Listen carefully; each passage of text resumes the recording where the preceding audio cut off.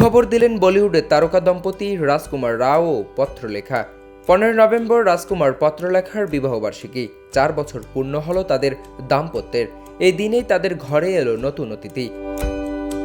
শনিবার সকালে ইনস্টাগ্রাম পোস্টে সুখবর দিয়েছেন রাজকুমার এবং পত্রলেখা যৌথ পোস্ট করে জানিয়েছেন, আমাদের চতুর্থ বিবাহবার্ষিকীতে ঈশ্বর আমাদের সর্বশ্রেষ্ঠ আশীর্বাদ দিয়েছেন। দম্পতিকে ভালোবাসা ও শুভেচ্ছায় ভরিয়েছে নেটপাড়া।